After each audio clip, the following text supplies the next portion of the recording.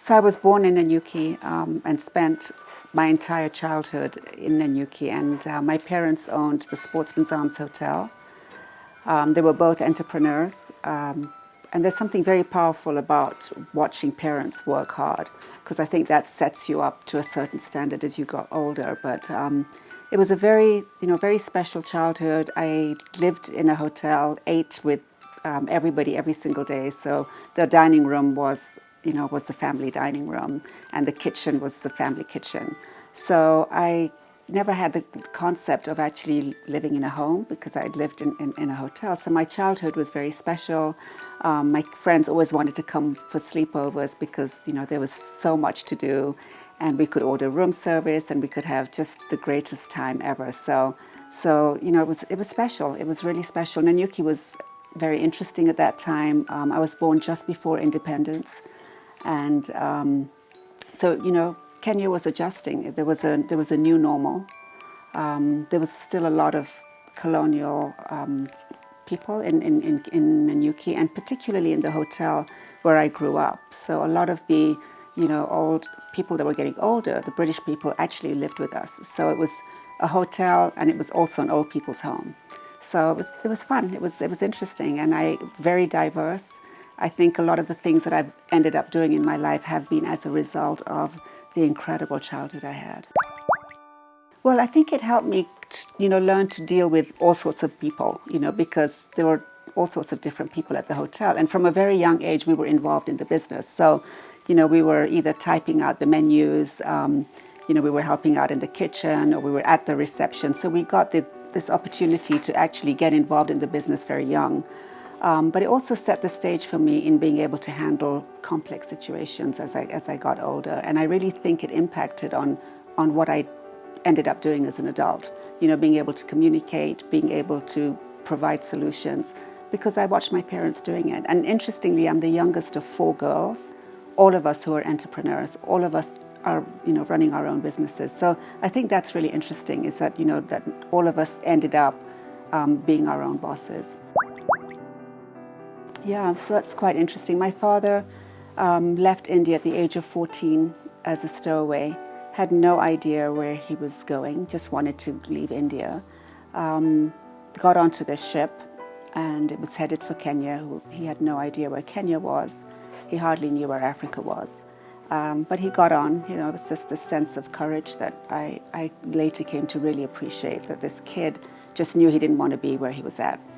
Got onto the ship and kind of hid for a while because he was so young. And then eventually, when he realized it was safe to show up, he showed up. And there were a lot of other Indian people, much older than him, on the ship, who then really looked after him for the journey. And he got to Mombasa, and he was taken in by a family and stayed there for a little while. But about a year later, he got a call from one of the people on the ship, who was a trader in Nanyuki, to say, look, the British Army, the NAFI actually, which is the Navy, Army, Air Force institution that provides the catering and the shops for the British Army, are looking for a storekeeper. And would you be interested in that job? And again, not knowing where Nanyuki was, he just did it. He went to Nanyuki on the train, and he ended up working for the NAFI as a storekeeper. While he was there, his boss was living at the Sportsman's Arms Hotel, where my father actually wasn't allowed to enter because he wasn't white. So he would stand outside the Sportsman's Arms, waiting for his boss every day to come and sign the stockbook. And the boss would come out with his gin and tonic, and come and sign my dad's book. And so that was my dad's, childhood, or till he was an adult, or till he was about 20. We went back to Mombasa, got married to my mom, and a few years later, and then he became a teacher. In 1955, I believe, he wanted to show my mom Nanyuki, so he took her to Nanyuki to show her, where he had spent some of his years. And while he was there, he went back to the Sportsman's Arms, and he still wasn't allowed in. But the lady that owned the hotel, a Miss Hill Williams was her name, she came out and she said, oh, Kenya's changing, and we're going to be independent soon, and I want to sell. And just as that out of a point of principle, I think my father became very determined to buy it, but he had no money. So he went and raised money from, from some of the people he knew, and he put it in his sweat capital, and he ran the business and eventually bought them out. And so that's where I started my life. It was really hard. I mean, it's obviously something I wanted. It's an acquisition that I wanted to happen. So, something I've been working on for a couple of years. I think with any businesses, you start with the end in mind. You know where you want to take it, and obviously selling to a major is like the ultimate of what you want to achieve.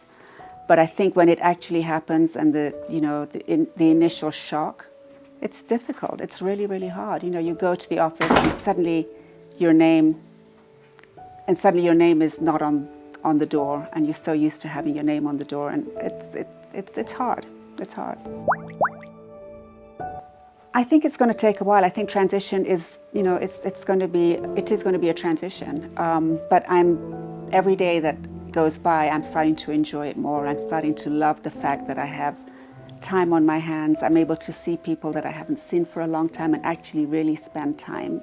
When I started my business 22 years ago, and I left Barclays, and I had this vision of I'm going to have a lot more time and I'm going to have a lot more money. And I ended up with actually no time. And I had two very young kids at the time. And so I ended up, just being so completely busy and frazzled with client stuff and, pitching and all the stuff that we did for 22 years. So I'm really excited that I'm now able to give my two children that time that I promised them 22 years ago. I probably would have hired people to do things that I wasn't really very good at. I think I'm a really good leader. I'm just not a really good manager. So I think I can lead because I always see the big picture. But the detail on how we're going to get there is something that I probably would have hired better. Totally by default. I mean, I knew that I wanted to do something with people. I was very keen to, be a journalist. I wrote pretty well, went to the UK and did my course in journalism, and then came back, and it was right in the middle of a very, repressive time in Kenya, and just realized that if I was a journalist and wrote what I felt, I might not end up in a happy place. And so, I was just trying to figure out what to do. And then this great opportunity at Barclays came along, and they were looking for somebody for 9 months to help them with a share issue that they were about to undertake. And so I agreed to join them for 9 months and ended up staying 14 years. I've done the, 24/7. I mean, I think I'm not proud of that. I'm not proud of the fact that I took away very important time that I really should have been giving my family to actually be sitting and waiting for that one call or having meetings at, 10 o'clock at night when I shouldn't have been. I think now that I'm older, and I think I mentioned this, is that when you're in the evening of your life, which I am now, then what you thought of was important in the morning of your life is actually a lie. And so I feel that in the morning of your life, you're very conscious about what people think of you. You're very keen to make a point. You're very keen to make an impression. And by the evening of your life, you're like, okay, it is. This is who I am, and this is the time I have, and this is the time I'm able to give you. I think value who you are and what you bring to the table. I think that is what I would say to myself. I don't think I ever really realized what value I brought. So I always felt that I was very lucky to get a client. I was very fortunate to be able to work with them. And yet, hell, I was bringing them such great value, and I actually over-delivered on many of the clients that I got. So, I continuously over-delivered. And that was my thing, I would under-promise and over-deliver. And that is not really a very good financial model to have. And so now that I'm in this evening of my life, I realize that actually I will be paid for what I'm worth.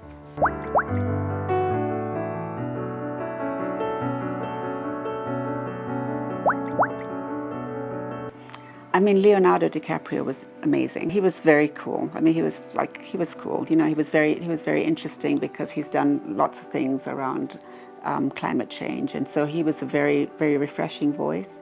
I mean, the person that I love and that I've seen a couple of times is Obama, and I just always enjoy meeting him because I always come away with something very different. He's extremely emotionally intelligent. And has a lot of really interesting leadership traits, which I really respect and value. So I've really enjoyed the times that I've spent with him.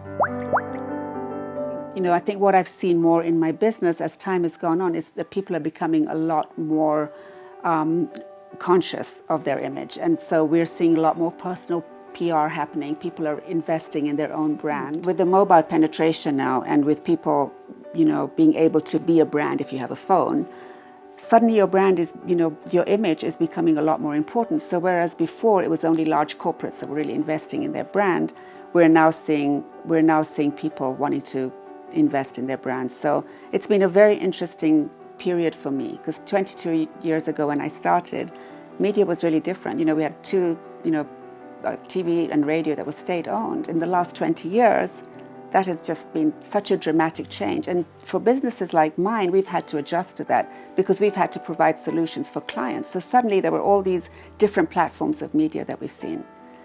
And, you know, just adjusting to that as PR companies has been really fascinating. I really believe that when we started 22 years ago, we were a huge disruptor. You know, not only was I building my own brand, I was building an industry. There just wasn't PR. PR was part of advertising companies. There were very few PR companies that were standalone. And so we were a huge disruptor to the industry. And I feel now, 22 years later, the partnership that I've entered into and the acquisition is going to be the next disruptor. I just want to enjoy life. You know, I really want to enjoy life. There's so much that I want to see. There's so much of the world that I haven't seen. I've traveled a lot, but there's a lot that I still haven't seen. I've got this little app on my phone, and every time you visit a new country, it kind of gives you a little dot on the world, and it's crazy how little I've seen. So there's a lot of traveling that I want to do. I want to discover new things about myself, maybe new skills that I have that I didn't know. You know, I've been in this one field for 35 years. If you count my Barclays times and the time that I've had my business, that's a long time.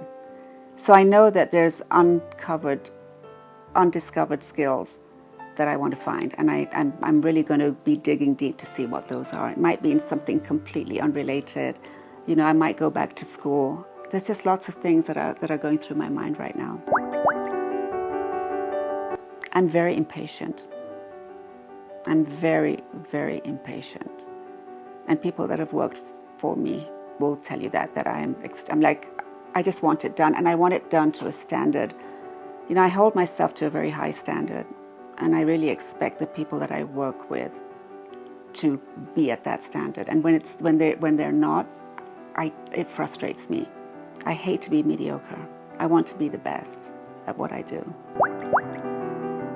I think it's out of respect to really to the meeting that you're going to actually present yourself well. I always want to be taken seriously. I don't want to be flippant in the way I appear. For a long time, I did a lot of the power suits thing, you know, and again, the morning of your life kind of is very much about what you wear and being defined by what you wear. Now that I'm in the evening of my life, I am just able to, you know, like, this is not very corporate, but it's fine. But I also dress for me. You know, I love to get dressed. I really, even if I don't have a meeting, and now that I'm, you know, in this phase of my life, I don't have a meeting every day, but I will get up and I will get dressed and I'll come to this office and I will work on my laptop by myself, but I'll always be dressed the way I would be dressed if I was going to an event or to a meeting. I think that's really important. I think it's important to have that discipline of always being well toned out. So I do yoga every day. I just started boxing, which is so much fun. And so I've been boxing a couple of times a week. I walk.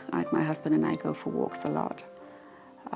So yeah, I'm pretty active, and I'm very careful about what I eat. We have a very strong friendship, and I think that is the most important thing in any marriage. Is you have to be really good friends. And my husband, he's my best friend.